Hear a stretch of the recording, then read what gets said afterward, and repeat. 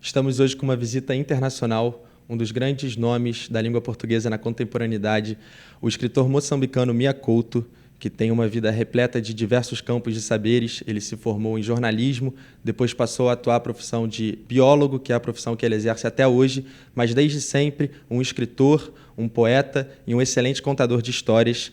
Em 2013 ele recebeu o Prêmio Camões de Literatura e hoje ele veio até a PUC a convite do vice-reitor-geral André Luiz Araújo para conversar um pouco mais sobre sua vida, sobre literatura, sobre suas obras e a relação do Brasil com a África. Mia, tudo bom? É um prazer estar te recebendo aqui. A minha primeira pergunta é sobre a sua escrita, né, que tem um trabalho de ourives com a língua portuguesa e procura explorar as múltiplas possibilidades que ela oferece. O que o mais fascina na língua portuguesa? O que me mais fascina na língua portuguesa é quanto ela pode deixar de ser portuguesa, digamos. Isto é, ela teve esta experiência de ficar a língua dos brasileiros, não? E depois dos angolanos, dos moçambicanos, de todos os 5 países da África, não? E portanto, essa plasticidade que não é só da língua portuguesa, todas as línguas têm. Os portugueses gostam muito de dizer que há uma coisa especial na língua portuguesa, não existe em nenhuma língua alguma coisa especial. O que há é história. Portanto, houve esta história em que durante séculos o Brasil procurou moldar uma língua que era a língua do outro, na sua própria língua de expressão, de cultura e de alma, e isso nos serviu a nós também, moçambicanos e africanos em geral, para retrabalharmos essa língua de maneira que tomássemos posse dela, não é? É isso que eu gosto da língua portuguesa. Sim, concordo. E puxando esse assunto também, o português ele é um idioma falado em diversos continentes. Que tipo de parceria você acha que as universidades podem estabelecer para que a riqueza da língua portuguesa seja reconhecida de forma plena mundialmente? Eu não sei, eu acho que a primeira coisa é que as universidades têm que se conhecer e têm que saber que existem antes de começarem a criar parcerias. E existe uma distância muito grande entre o Brasil e a África, agora só falando desses 2 continentes, não estou a falar de Portugal, e essa distância obriga que os governos destes 2 países, não é? Eu estou falando destes 2 países, quer dizer, do Moçambique, a África não é um país, não, claro, mas dos 5 países africanos de língua portuguesa e o Brasil, eles têm que ter vontade, têm que ter desejo de concretizar coisas que caminham com aspectos muito práticos, não é? E acho que primeiro teria que se começar por ensaiar qualquer coisa que eu não sei se existe. Se existe é porque é a iniciativa concreta de cada uma das instituições particulares, mas não é uma coisa do Brasil ou do Moçambique, não, infelizmente. Agora uma pergunta um pouco mais pessoal. O seu processo de criação, ele inclui poesia, crônicas, romances, contos, mas eu queria saber se há alguma face de criação em que você se sinta mais confortável. Eu sou da poesia, essa é a minha casa, é a minha nação.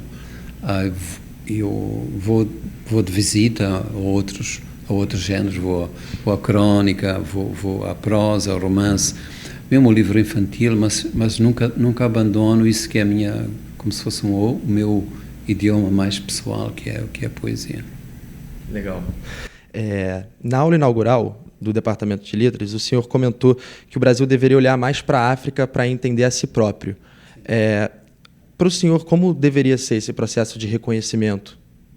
Eu acho que o inverso também é verdade. O Brasil devia olhar mais para si próprio para reconhecer a África, porque o Brasil tem a África dentro de si próprio, não é? Então há aqui um processo em que a África foi ignorada, a África foi folclorizada, a África foi romantizada, não é? E tudo isso contribuiu para um certo afastamento do que é a imagem que o Brasil tem da própria África. O inverso também é um pouco verdadeiro, quer dizer, o Brasil que existe dentro de mim, só para falar em mim, é um Brasil que foi muito construído na minha cabeça, a partir daquilo que me chegava do Brasil, que é muito disperso, muito fragmentado. A minha casa, o Brasil, morava porque eu tinha um pai que era poeta, que era apaixonado pela cultura brasileira, e era por causa disso. Agora, em termos de canais institucionais, oficiais, não existe quase nada, falta tudo para fazer. Enfim, Mia, muitos definem o seu estilo literário como o realismo animista. Eu queria saber se, quando você começou a investir na literatura, você desejava chegar a esse lugar. Eu não sei se existe um lugar em que eu quero chegar. Digamos assim, é uma espécie de busca infinita. Eu procuro conhecer-me a mim próprio por via desses outros que me habitam e que eu encontro fabricando, não é, tecendo personagens, o que significa estar em ligação íntima com a vida, com as pessoas, não é? Então acho que esse é o lugar que eu quero estar. Não quero, isto é, não acho que se deva olhar a escrita literária como uma carreira, como um percurso, ou como alguma coisa que a gente tem em CV. Estamos sempre no princípio, estamos sempre começando.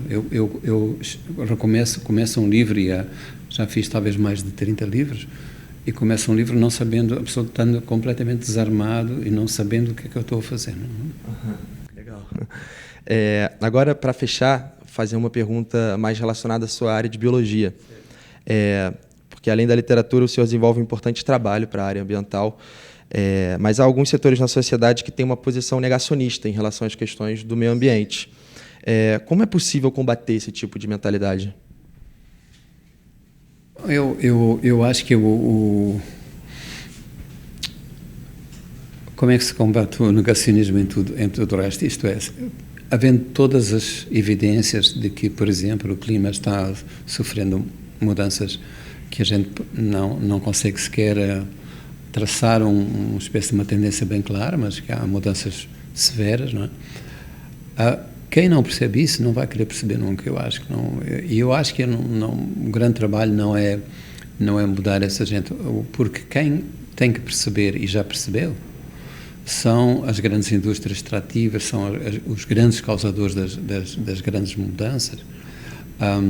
Eles já sabem, eles já conhecem, não é por falta de conhecimento.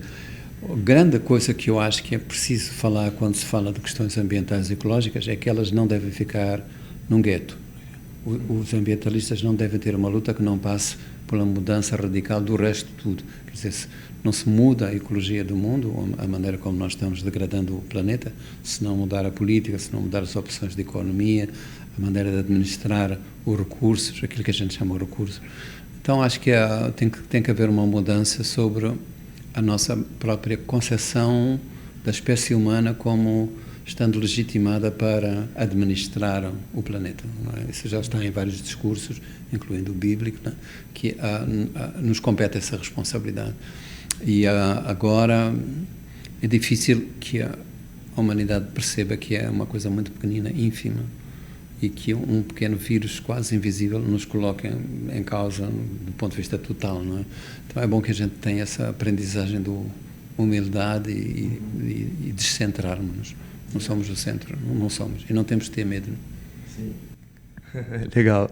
Obrigado, viu, Mia? Foi um prazer. Esse foi o Mia Couto e, enfim, uma honra enorme. Todos agradecemos. Obrigado. Obrigado.